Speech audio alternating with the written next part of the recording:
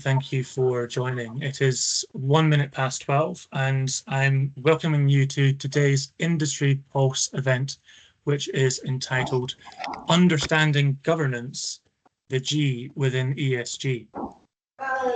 My name's John Storm, and I'm the Director of our MBA programs and Director of Alumni at the University of Aberdeen Business School. I'll be your host today as we seek to better understand governance as the prime force behind an organization's ability to achieve both environmental and social impact, as well as business performance.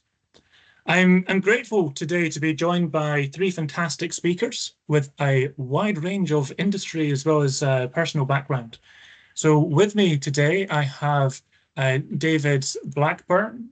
David was most recently the Interim Executive Director of People at Royal MENCAP. This is the UK's leading learning disability charity. He's almost 30 years of experience in HR and regularly consulting with clients such as the Bank of England, CIPD, and English Heritage. Now, we do have a slight microphone challenge with David, so he's logged back out. He might come back in again in a moment, and hopefully he'll be able to join us smoothly when he does. I've also got Tim Klatte with us, who is a partner and head of forensic advisory services at Grant Thornton in Shanghai. He's also the co-leader of their ESG strategy, and until last year, Tim additionally served on the American Chamber of Commerce in Shanghai as the chairman of their Ethics and Compliance Committee. He similarly brings over 30 years of experience and has conducted hundreds of investigations relating to ethics and compliance. Now I'm going through alphabetically, so last but not least, I have Mike Thompson with me today as well. And Mike is the Global Head of Corporate Governance and Ethics at Anthesis. This is the world's largest pure-play sustainability advisory firm. He has extensive experience in various leadership positions across social enterprise, education, and responsible leadership. Now, our audience today is similarly wide-ranging in terms of experience and exposure to ESG. Whether you are leading the implementation of ESG strategy in your company or perhaps unfamiliar with the term but curious to learn more, we aim to make this roundtable discussion quite accessible and stimulating for everyone present. To achieve this, our schedule for today has two components. First, I'll hand over in just a moment to Tim, who's going to provide a short 10-minute presentation that introduces us some of the fundamental concepts and trends that we'll be discussing in more depth. Following this, we'll have our roundtable discussion between our three speakers, and that's basically going to be a Q&A where everyone is welcome. So I'll invite all members of the audience to join us today by posting comments or questions into the chat box.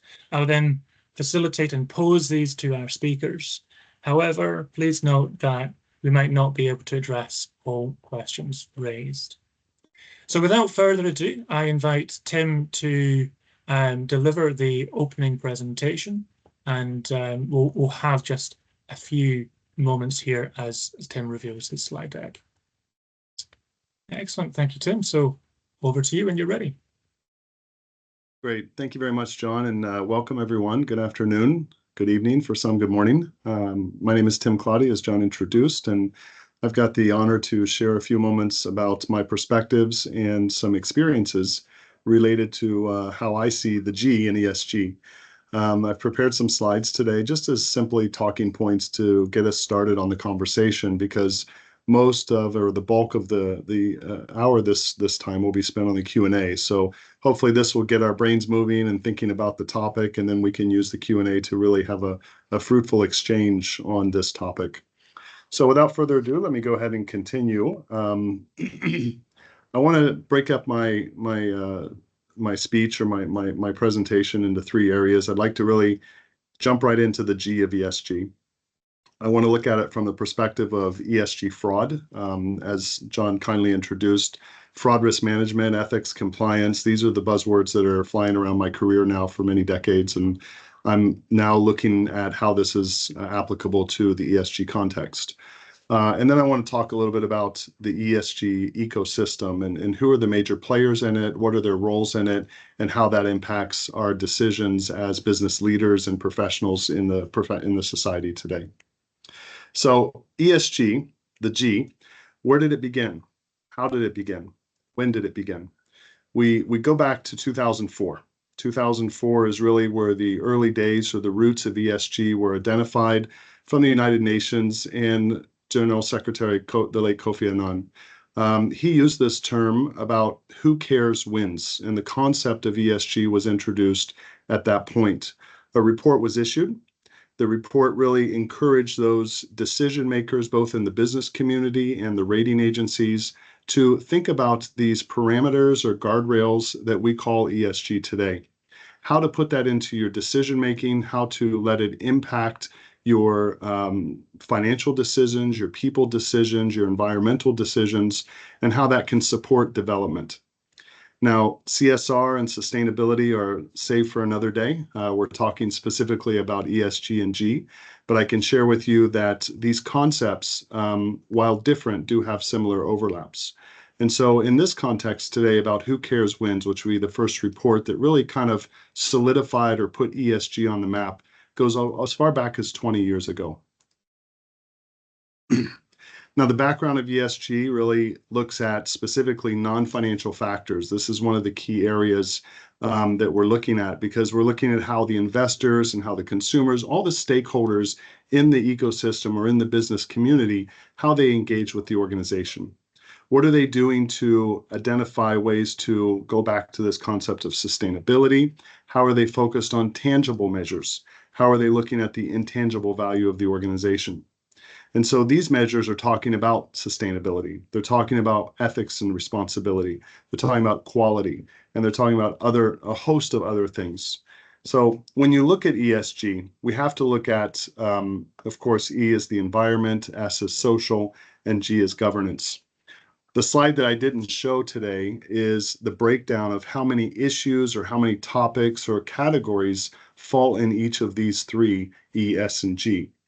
You might be surprised, but probably 20 in each. So we're looking that I can identify, or that has been identified, around 60 total subcategories under the ESG concepts. So if we look at governance, we're looking at regulatory compliance issues, corporate behavior, data privacy. We're looking at business ethics, stakeholder management, board independence. We'll talk about that in a little bit. Shareholder rights, anti-corruption. So G covers a wide range.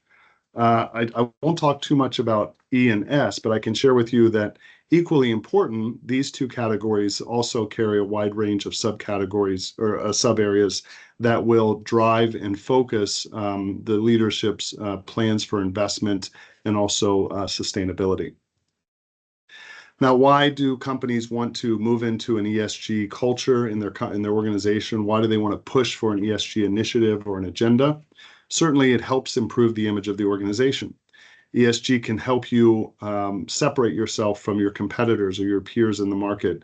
It's something that shows that you're doing more than just making money, but you're also giving back and caring about the community through different initiatives and different strategies. It's also actually ESG is quite innovation driven. ESG allows a movement from something that an idea or a concept into a real tangible strategy. ESG helps in many ways to lower the compliance risk. Compliance, as John introduced me, he said, it's really my bread and butter, and it's something that really helps me talk to clients from a strategic level on how to improve their processes and how to make their companies stronger. Compliance is the topic there. And when you have an ESG strategy that's clear and defined and the parameters are set, you actually have a way to apply that into a strong compliance approach to help people not just follow the rules, but live the culture of their ESG strategy. And that's really important in business today. And then finally, it brings you not only to a competitive advantage for your people, but also to the financial aspects of your organization. So we talk about attracting attention from the capital markets.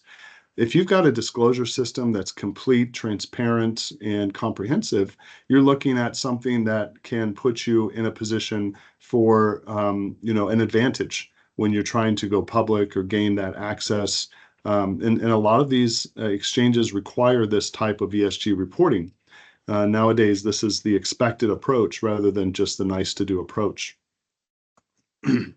Now, when we turn to fraud, ESG fraud specifically, we have to kind of take a step back and kind of look at, what specifically is the ESG fraud? ESG fraud is coming to us from pressure. Pressure could be from, making your numbers. Pressure could be from hitting your financial metrics or your targets in different categories of the business. Pressure could be something from, achieving the promises that you've said you were going to do. This results in, if you don't hit those numbers, you've got to find a solution. And unfortunately, in my career, I've seen a lot of companies cut the corners to try and make the numbers look good, or fudge the numbers, as we say, and they don't necessarily turn out to be in a sustainable strategy, because exposure will happen for sure. And when you've got these programs in place, that helps kind of put the guardrails on and control that. Now, the ESG fraud comes from an opportunity. So they see this as no one's looking, or there's no standard, or it's not going to make a difference. So they have an opportunity to commit the fraud.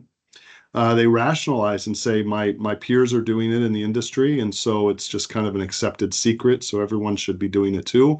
And then they think, we've got the pressure, like what I just mentioned. The pressure is really tough on hitting your metrics and your numbers at the end of every year. And so they feel, combining the opportunity with the incentive and the rationalization, they feel they've got to commit this fraud, and that's going to keep them, floating and keep them alive in the business. But unfortunately, it's not really a sustainable approach. Now, the next slide. I was going to talk about the internal external element of that. When you have like an internal or an external type of ESG, there's a real simple way to describe that. Internal fraud would be more like reporting false or misleading information. You're omitting ESG facts. If they're not favorable to your organization, you'll just not use them. You're improperly disclosing them, or even illicit traffic and trading, or you're not disclosing child or forced labor issues. So that would be more defined as the internal. Now, external ESG fraud is an area that's really talking about how you carry that down to your third parties or your suppliers, your vendors, your customers, those who are extended stakeholders of your organization, and then how are they doing that? And by definition, there is a linkage between them and you, so you're actually accountable as well. And so when you're dealing with external ESG fraud, you're doing it to disclose misleading or disclose information to gain a competitive advantage, sign up a new customer, or going to the market with false information to have something to give you an advantage over your competition. And so that's how I would kind of simply put external and internal as a separation area. Now, governance, as the topic for today, is really talking about the G. Governance remains and will always be a priority for many organizations, both public and private, no matter what country you're operating in. The stakes are very high nowadays because we have technology to call out issues in real time. Information flow is by milliseconds, and so it's not easy to hide stuff like it used to be in terms of environmental protection, in terms of decisions regarding your HR policies. And corporate governance is a very top priority for consumers. We're seeing this by the increasing number of whistleblowers, by the increasing number of regulations that's come out. And so this area has really continued to take capture the leadership's attention. And so some examples or schemes that might happen under the governance area could be violation of independence, as I mentioned before. You have a rule and a regulation about remaining independent if you're the auditor, not to serve in other functions for the organization. But sometimes that happens, and that's a policy in the governance side, and that's certainly a violation. Your under-reporting activity. As I said, if there's something out there that's not favorable, a metric that doesn't make your organization look good, and you decide to change it or even omit it, that's certainly a violation as well. And then also tax shelters and those topics could be considered fraud schemes under the G category of ESG. So how can we mitigate it? I always talk about this word mitigate. In my career, I've never told clients we can eliminate risk. We can simply mitigate risk. And so there are two levers or two areas that I think can help mitigate ESG fraud risk specifically. First is you've got to increase the accountability. Accountability is both internal and external. When we're looking at accountability, we're looking at, maintaining and installing frameworks and guidelines so that the staff and the management team understand where to accelerate, where to decelerate, and where to focus when it comes to their ESG related strategies. This can be as simple as your reporting. How do you report it? What metrics do you use? Is it consistent year on year? Sometimes we see reporting inconsistent because it doesn't match their success of the organization. So they'll inflate one number one year and then they'll ignore it the next year, et cetera. Accountability is also talking about program activities. It's also talking about making sure that there's oversight, making sure there's an independent reviewer, making sure that you are on a regular basis conducting risk assessments, helping with keywords like accuracy, completeness, fairness, obligations, making sure the rights are protected of the organization. Accountability is also talking about making sure that you've got a clear guidance and consistent guidance across the board so there's no misunderstanding or misinterpretation of data or information. The second one is materiality considerations. And when we talk about materiality considerations, we're really looking at the key elements of accuracy, making sure the information's complete, making sure it's consistent, making sure it exists, that you're reporting on data that actually is meaningful to the organization, making sure that the organization only discloses information that belongs to what it needs to do, so it's relevant. And then also lastly, as I mentioned, comparability is very important as well. It's critical to make sure that you've got apples for apples and oranges for oranges. You can't compare the two opposite of each other and call that an equal and balanced evaluation of your ESG strategy. So let me take a quick overview, and then I think I'm finished, John, but let me spend about 3 more minutes, if I can, to talk a little bit about the ecosystem inside of ESG as we see it. Now, wherever you are in the world today, you know that your geography is looking at ESG. In some areas of the world, like in Europe, it's got a stronger maturity model. There's rules and regulations that have been around not only for years, but also we can say for a decade or two. You've got initiatives, you've got directives, and you've got clear guidance on what maintains a consistent ESG strategy. We can see here an example in 2023 in Europe, they're still updating and regulating the rules to make it a more efficient and stronger framework for the companies that operate there.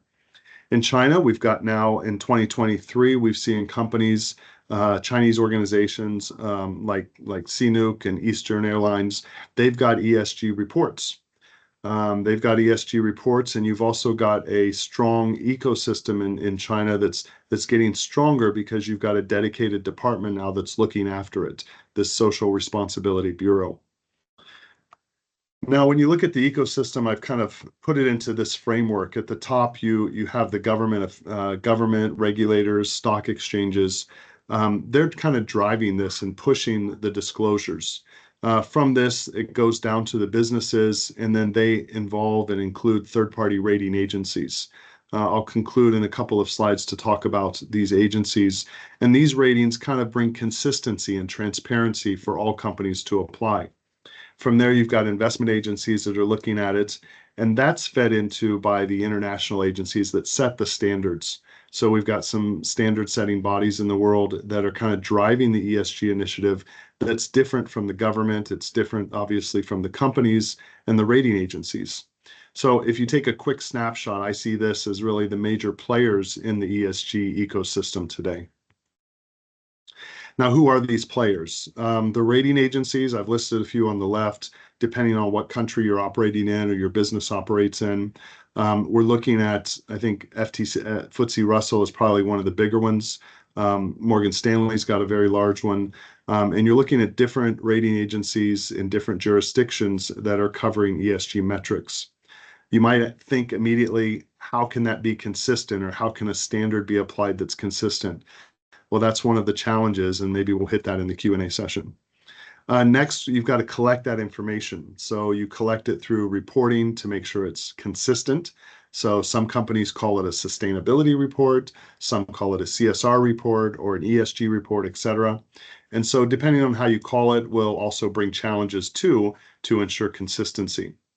And now you've got to apply points or grading systems to the ratings, and that's where you've got the AAA, the A+, then you've got a point system from 0 to 100, etc.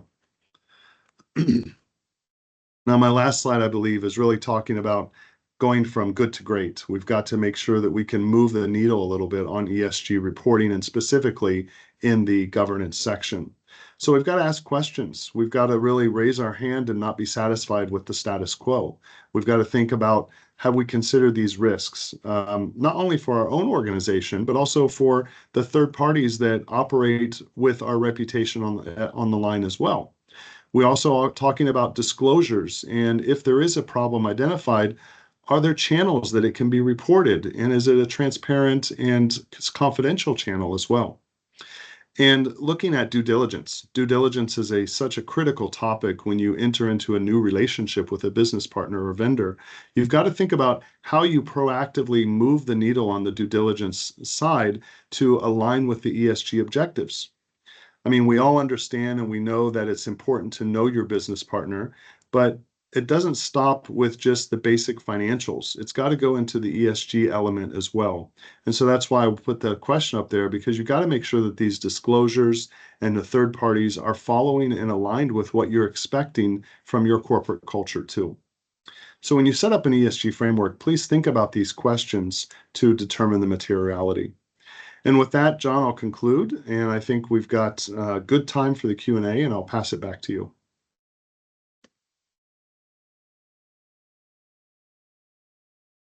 Thanks very much, Tim, for the introduction, and I hope that for all people present, it's been informative and being able to provide that foundational context of where we are coming from today.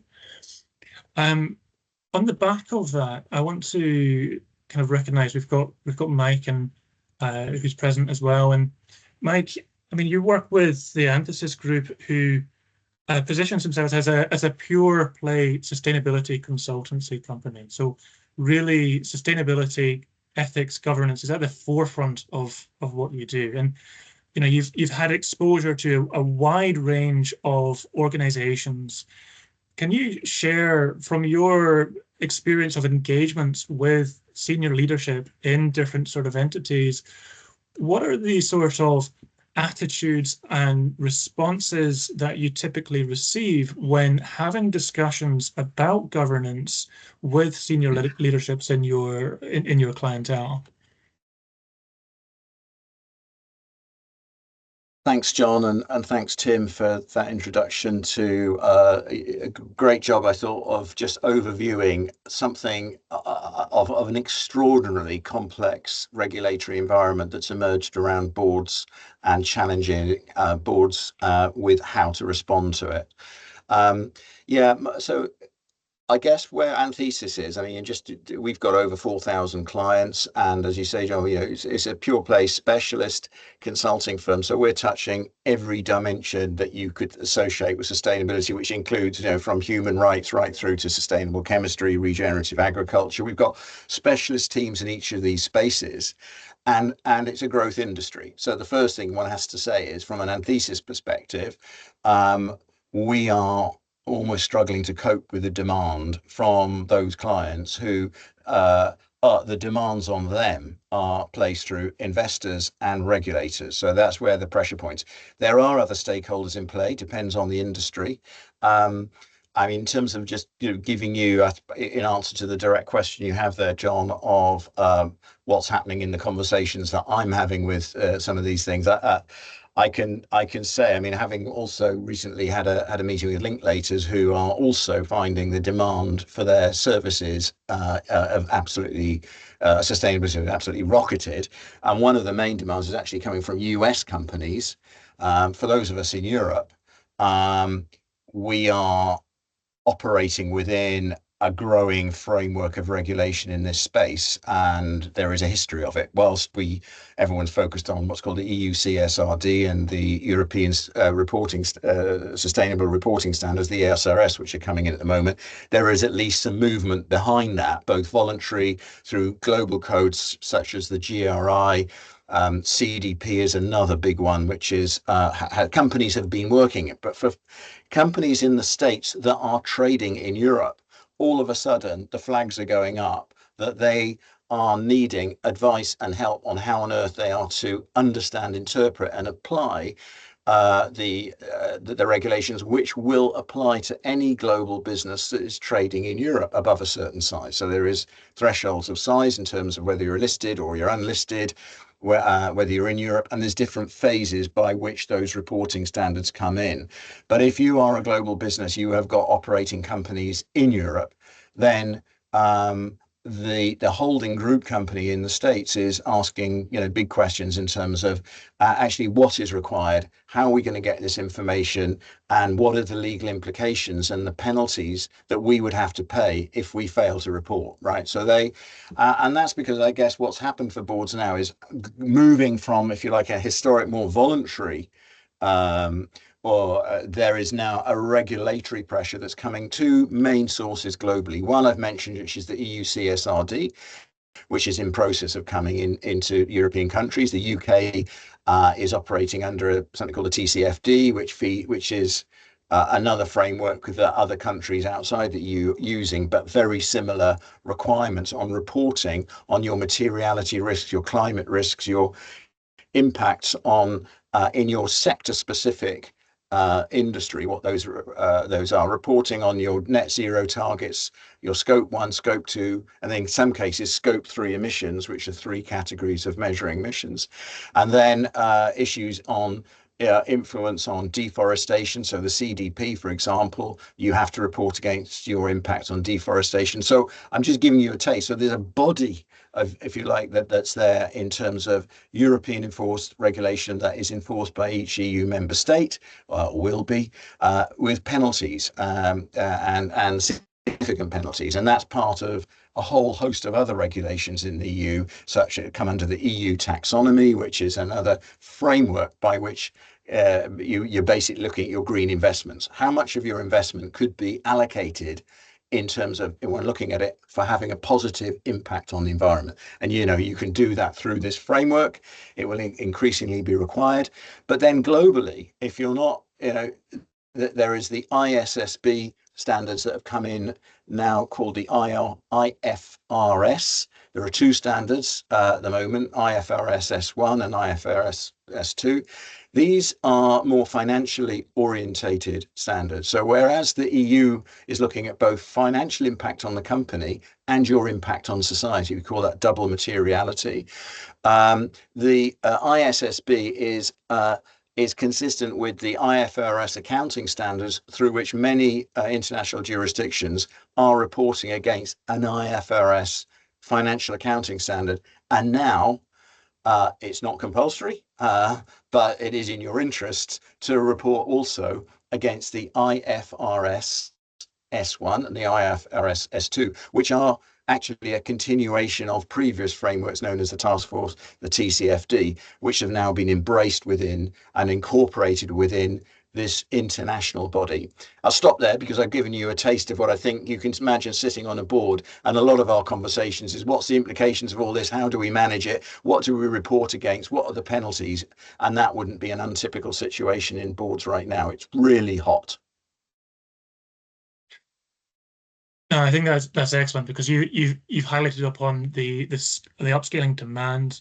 You've indicated really the pressure, like what Tim was talking about, for firms to act, and given good practical examples of that. I mean, at this point, I would have liked to have maybe brought in David, who's who's up until just last week was working with one of the UK's largest NGOs. Being in the charitable sector, there might have been some differences in play there, but just acknowledging, unfortunately, for people online today, David's not going to be able to join us. He did sign on, but we've had an IT issue, so unfortunately we didn't get sound. But maybe back to Tim, and before I give Tim the next question, a reminder for everyone who's here today. This is really a roundtable. It's a Q&A. If you are a member of the audience, if you've got some questions, and there are no stupid questions. We're at a university, which means all questions welcome. So please do feel free to type a comment or a question in, and then we can use this as an opportunity to draw out some of the knowledge and expertise from Tim and Mike, who are with us today. So Tim, I mean, Mike's given an indicator into some of the different frameworks. We can really start to see that there's a lot of complexity. There's a lot of moving parts. I mean, you're from North America. You're currently in China. I mean, at the moment, we're on a call here in the UK and Europe. How do firms or just individuals, how do we navigate this need to understand what's happening locally versus all of these moving parts that's happening globally? Like how do people cope with this? How do we approach that? That's a great question. I wish I had more time to answer. It looks like I've only got 28 minutes to answer this question, John, but I'll do my best. How do we do it? First of all, let me just start by saying that we have to appreciate the value and the fact that ESG is not CSR, CSR is not ESG, and these disciplines need to remain as separate areas. You know, we've got different maturity models for ESG strategy, like other key metrics in organizations. Some companies are just starting off. They're just learning. They're understanding what the local regulations look like. They're trying to benchmark with their peers to identify what's a best practice, what's not a best practice.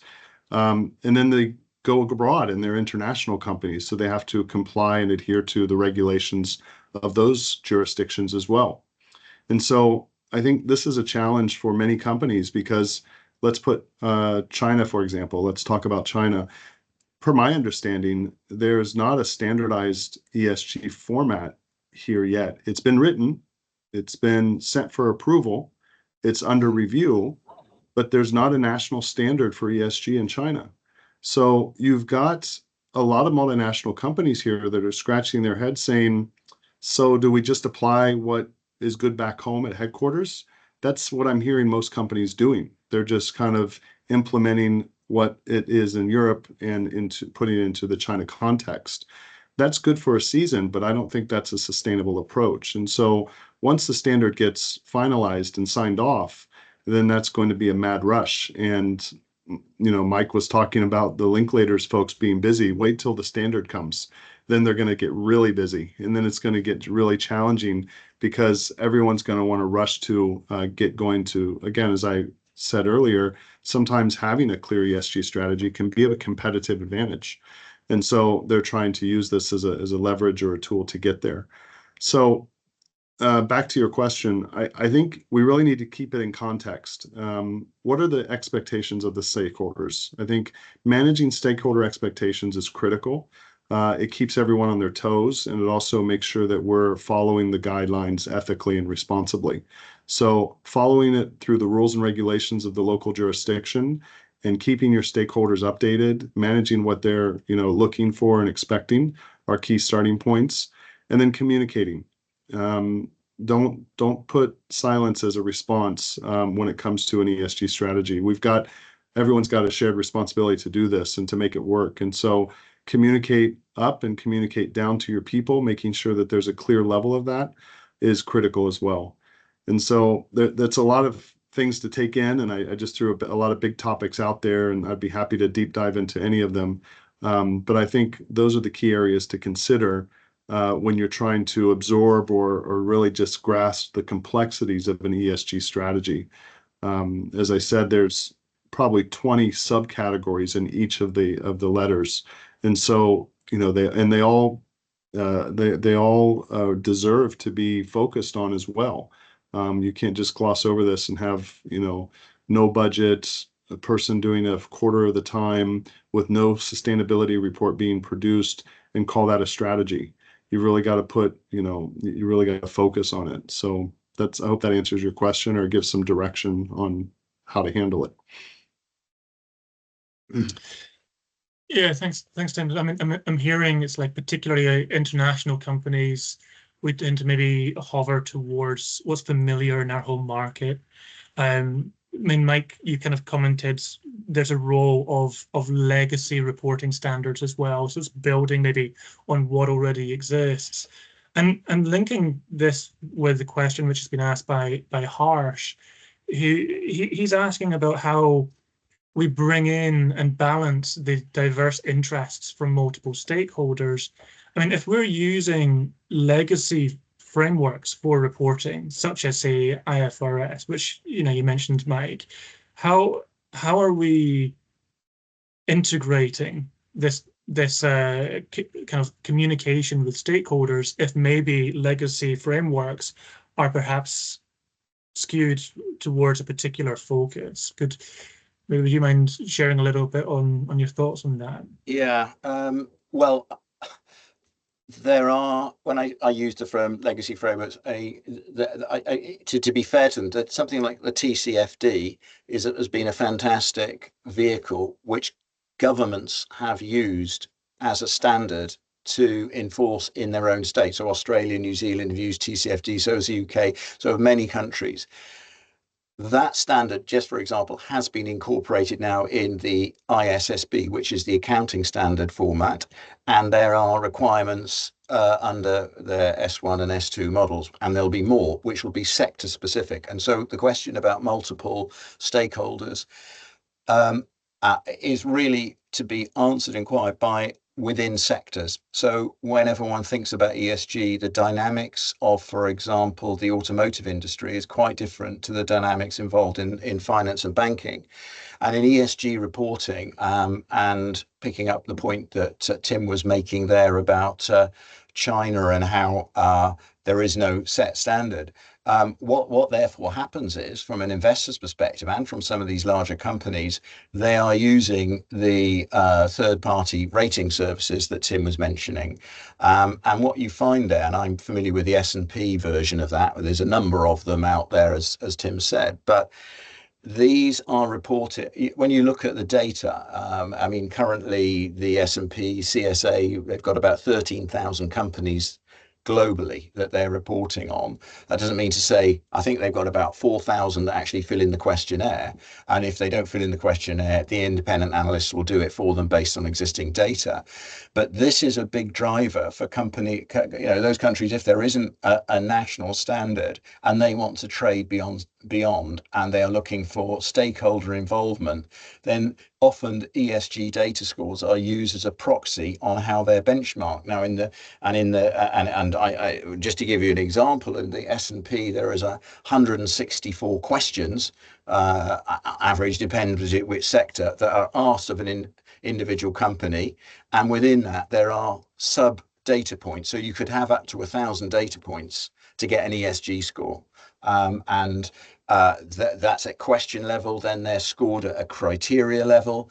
And investors are interested because often, and we could have a separate conversation about this, but it's very interesting to see the relationship between high quality governance, the high G, and then the overall performance of that business, both financially in terms of looking at stakeholder returns over a 3-year period, which we've done, or even to look at the overall ESG performance. And those that are in the top decile performing are absolutely, leading on everything on ESG.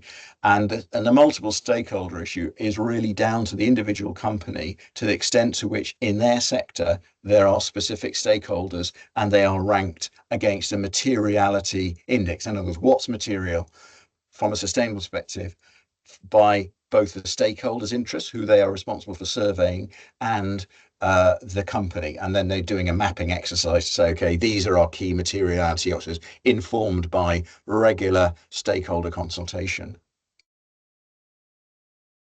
Thanks, Mike. I mean, it's very challenging, isn't it, to pose questions on generic terms such as governance when, like you say, how it applies to different sectors, to different industries, to different companies and different cultures. There's so much variability. But maybe we're getting a sense in terms of also the level of data involved with computing a lot of this. And maybe part of what we see today is there's a lot of discussions around AI. And we've got some questions in our chat regarding about tools or ways that people can kind of process all of this information. Tim, I know that Grant Thornton uses AI in terms of looking at fraud, but maybe there's AI also for helping organizations to gather information. Could you maybe provide a short comment about how AI is being used within governance? Sure. Part of the work that we do is conducting interviews, interviews to collect information, interviews to seek admission of guilt after the investigation's been completed.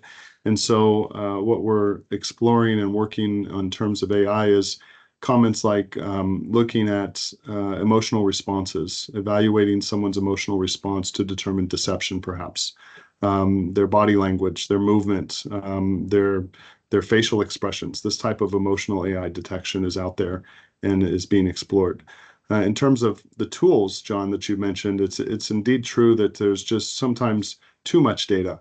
And when you have too much data, it's hard to make heads and tails of it and make sense of it. And so the big data challenge is coming through. Certainly we use Tableau and used big data analytics processes and software to help mine that data to make sure that we're finding anomalies much faster and more efficiently.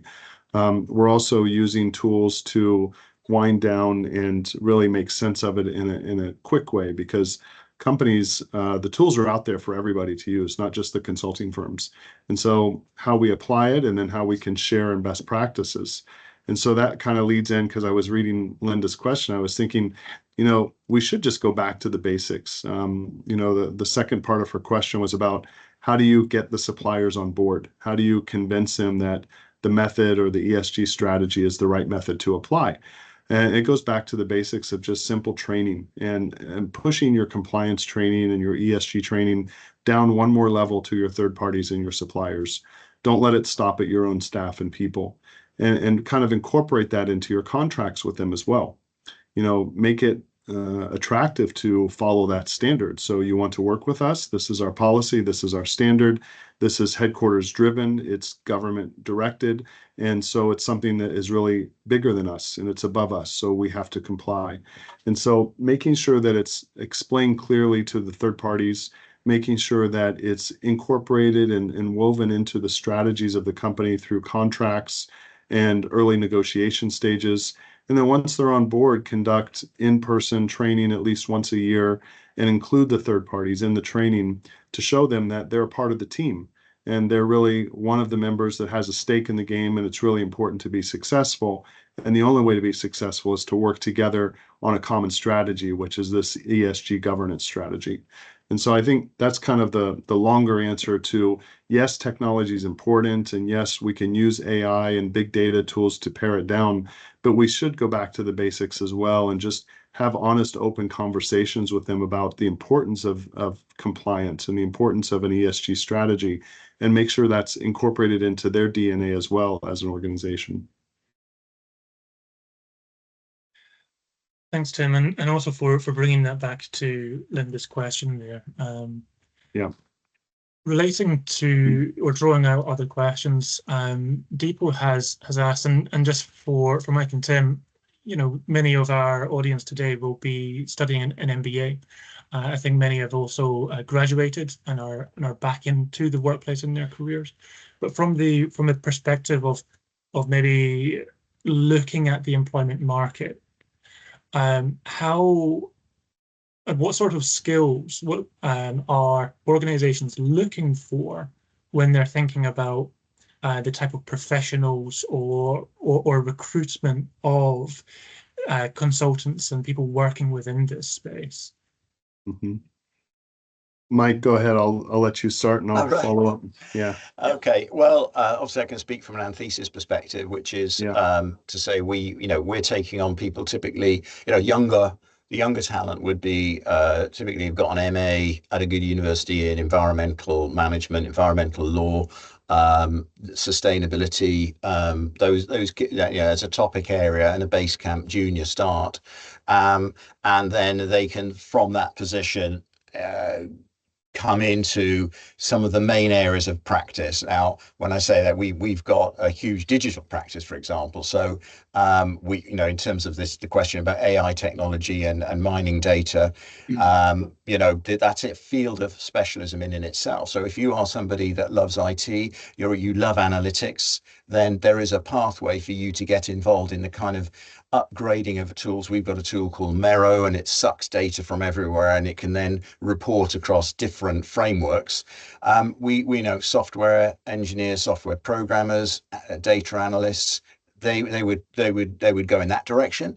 There are then a whole raft of opportunities depending on what your background is. So if it is finance, then there's a lot. We've got a capital solutions part of the business where you're looking at green finance solutions, where you are finding investors, impact investors, and then grouping investments for big green projects in, for example, regenerative agriculture when you want that. So regenerative agriculture, if you've come with a chemistry or science background, then there's an opportunity, for example, in dealing with issues to do with eradicating really toxic chemicals and replacing them with, so that overlaps with regen agriculture. Climate risk, which is just then advising. So we're wanting people who have got good analytical skills. They're motivated, most importantly, to save the planet. Right. So there's a values-based directive. There's an ethical requirement that's essential, and I think Tim's emphasised this in a number of points that one can have all the reporting in the world, but if you've got flawed people who are exposed to fraud, then you're absolutely causing huge damage, not just to yourself, but to an industry that's trying to sort this out. So ethical quality is top in this. So I think whatever your talent or your expertise is or your area of interest, there are opportunities in ESG work, in sustainability work to deploy that. And also, and we've got a whole business that does sustainability reporting, branding, strategy. And Tim was emphasizing the importance of you can't separate just doing these one-off regulatory things without it fitting within a strategy. And there is a skill set in that for those that are motivated in strategy. That's great, It's Mike. maybe hard to build upon that, Tim, but sorry, yeah. Yeah, I mean, you've really set the standard high for me to respond now. I'm going to say all of that, and then in my experience, because again, we're looking at fraud risk management, ethics, compliance. This is kind of the driving force to help the companies here in China succeed in terms of their strategies around compliance. It's one thing to have the technical background to pull out the data and to make sense of it, but to be able to explain it to a client's really important too. Have that kind of consulting mindset or that academic approach to really put it into simple terms and make it easy to understand. So we're looking at helping them facilitate their decision-making process. And so great to do it, great to have it, better to explain it in a clear and simple way. And so articulation is really important in my side. And so when I'm looking at the promotion cycles coming up in our company, and I'm looking at are they ready for a manager? Are they ready to be a senior manager in the organization? We're looking at how do they interact and articulate their ideas. I think that's really important to have that personal touch too. I don't want to be overweighted or pushed too much in a corner by technology. I still think the human element of the business is critical.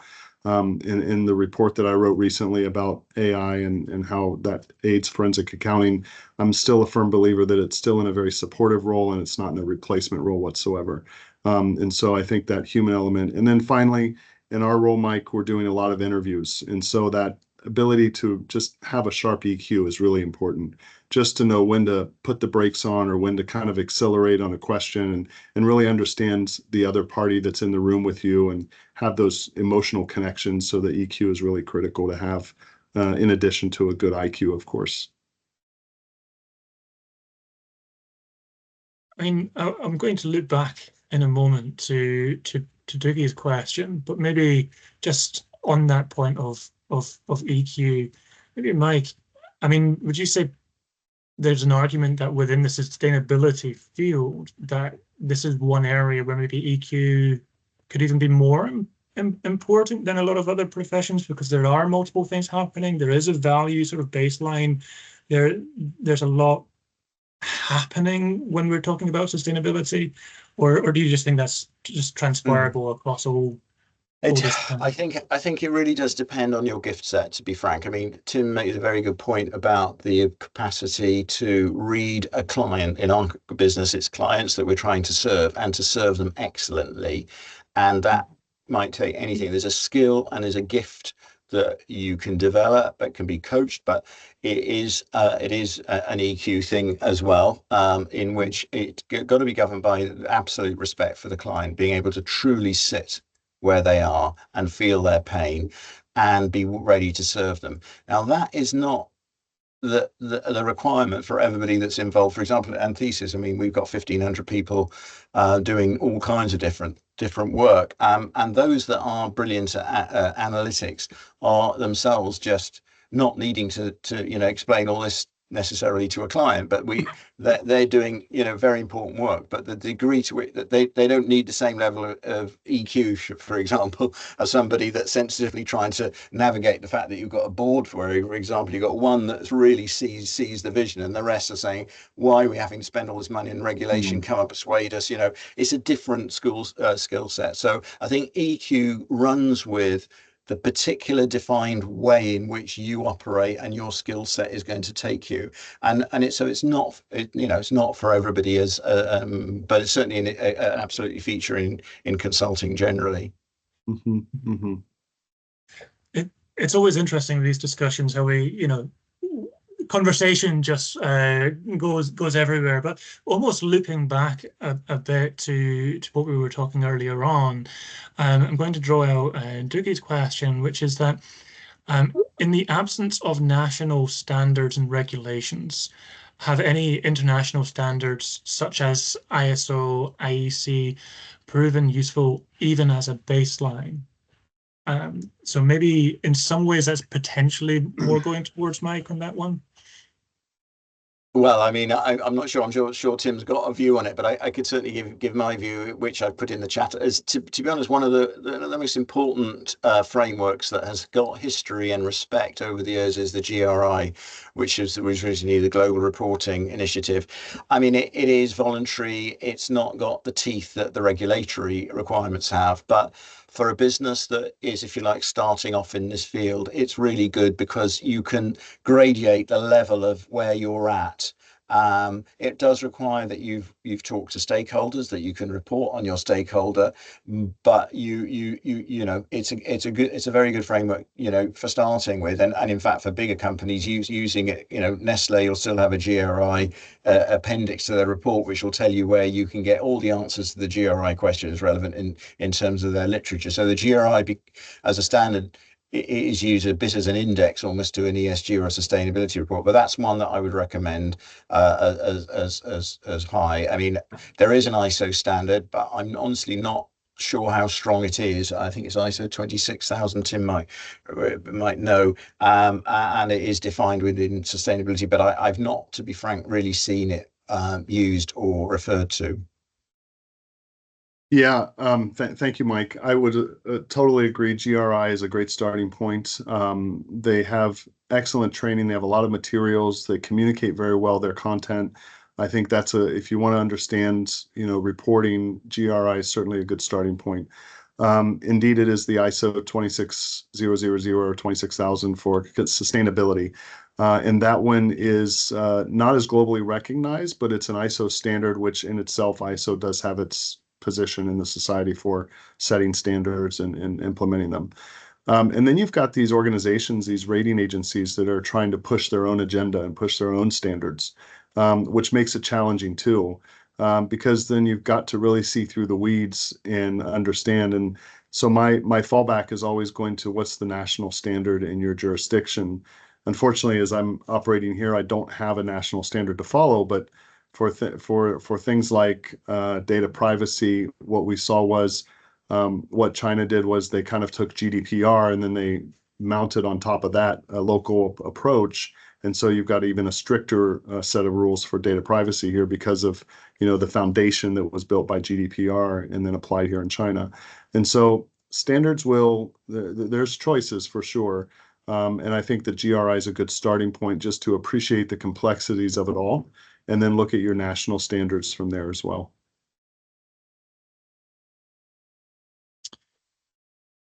Excellent. John, well, sorry, Mike. Yeah, please. I was going to say, John, I know there's not much time left, but there is a key feature that I think we ought to flag up in this discussion, which is that there is another side to risk. There is opportunity here. And one of the big jobs that we have in Anthesis is to talk and help businesses understand what we mean by sustainable performance, in which you can see huge benefits from making ESG investments in the right way. Not least, for example, investors are offering lower rates cost of capital if you are performing well at ESG, and this is driving a lot of interest. I mean, even Anthesis benefits from that. We can get lower. So there are financial advantages out there, not just in terms of access to capital at lower rates, but also innovation opportunities within your supply chain to innovate and develop new, efficient, competitively advantaged opportunity. We call value creation just by looking at your profile, your data. I mean, I could say a lot more about that, but I think we just need to flag up that it's not all about risk and battening down the hatches. That is essential, but that is a kind of like a step one. Make sure you button down the hatches on compliance. But look, there's an opportunity out there for you to make a difference and an impact in your industry in a very specific way, and we can look at where the gaps might be and the opportunities for innovation might lie. Yeah. And this is a moving target. There's a lot of changes to come too. And so we just have to stay on top of it and make sure that we're up to date on the latest news on ESG and what the standards are and what the local regulations might be. So I'd like to think we're not to the pointy end of the spear yet. I think there's still more space to go in terms of getting that standardization on board.